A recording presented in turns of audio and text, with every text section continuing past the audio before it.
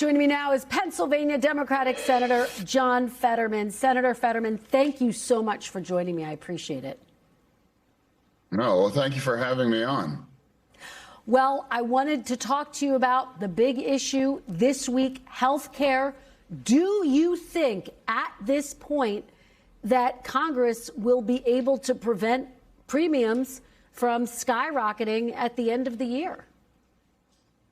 Yeah, I mean, anything's possible, honestly. I mean, both of those proposals that were put up in the Senate on Thursday, they were essentially designed to fail. I mean, everybody knew that they were going to fail because they were there was no discussions, and it's all assumed that that's where it's going to go. They knew that they were going to have 2 or 3 other Republicans voting for our proposal as well, too. And I knew we would have no Democrats voting for the Republican version. And I've been pushing, and I'm trying to encourage people, like, if you really want to deliver, affordability for health care premiums right now, and we essentially have 3 days next week to do this, and just do a clean 1-year extension of the Obama tax situation. That's easy, and that's something that we all understand that we'd be voting on, and that doesn't require the Republicans to die on the "oh, we love Obamacare" hill, and that for us here as a Democrats, we would have gladly reopened our government just for something like that, and we wouldn't even be having this conversation right now if they extended this now. To your point, Senator, that you believe both bills were designed to fail, do you think that Democratic leadership should have offered more concessions to Republicans to get their bill over the finish line? I'm saying that if the Republicans are genuinely scared for their own election, then they would take a clean 1-year extension. That's the cheapest way that they're going to be able to get this solved right now. And for me, I know we as Democrats, we wanted to have health care for everything after the 43 days of the shutdown.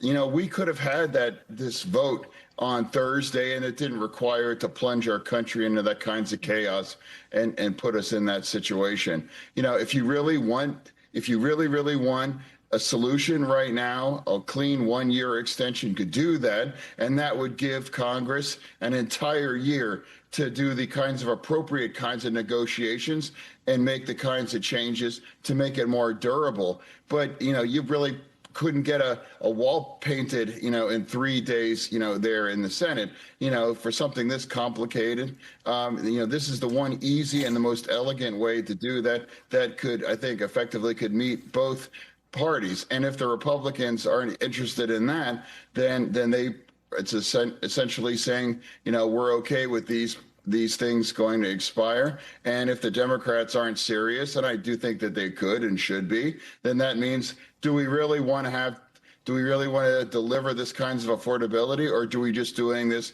to make a political point and using the whole thing as theater and using it as a weaponized for 2026 election?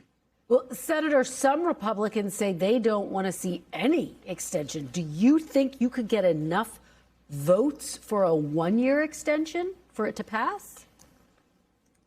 I'm saying we got four with 3 years. And for 1 year, we need to hit 60. It doesn't matter if it hits 59, it still won't pass. It has to hit 60. And I'd say that's the cleanest, elegant way. When you have essentially 3 days to do that, that's the one way to do that. That could meet our core responsibility if we need to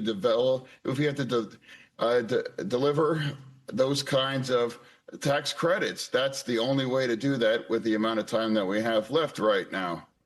If there is no deal, if these ACA subsidies do expire, Senator, what do you think the message should be from Democrats heading into the midterms? Well, I mean, the message the message would be, well, we voted for health care. Yeah. But if you're only willing to put up 3 years knowing that it's not going to pass, it's like, to me, like I would rather have I'd like to talk to the 400,000 Pennsylvanians that need these kinds of tax subsidies. I'd like to say, yeah, we got 1 year, and I'm going to fight like hell up the upcoming year that we're going to make sure to extend those things beyond 2026.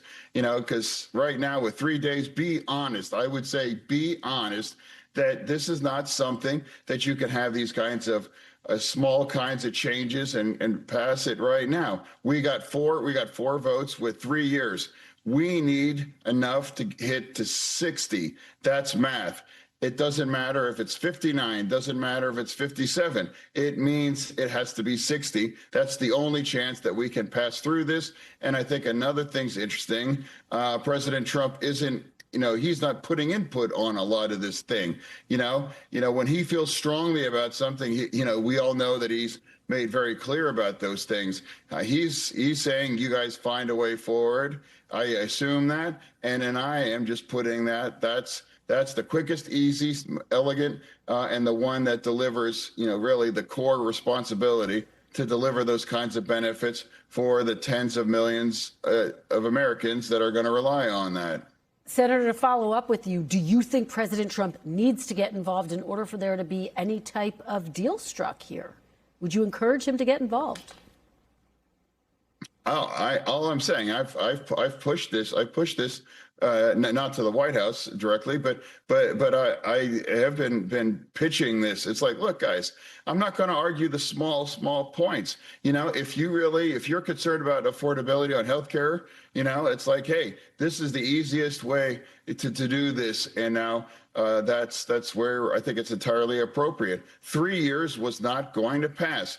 And that thing that they put together on Thursday, not one single vote. There's no path on that. So I'm saying it's like, let's, if we were willing to take this, I'm sure, to reopen our government just in a couple of weeks ago, we would not even be having this conversation right now if they had done that back then. So with 3 days left, are you really serious?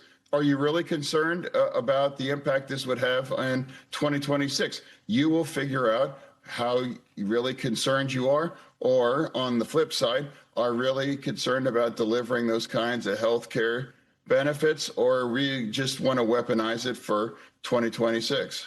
Senator, what is your message to Pennsylvanians who are watching this right now, who are terrified that their premiums are going to go up, and they lay the blame at the feet of every elected official? I would say to them, we're fighting for that. I'm fighting. I'm hoping. It's like empty show votes aren't going to deliver those things you need for you. I'll be very honest and straightforward. It's like the one thing that could deliver those kinds of things that you need needs to be the one that passed, and the one that everyone else can sign off on that thing. And I'm saying that's the quickest and the easiest solution.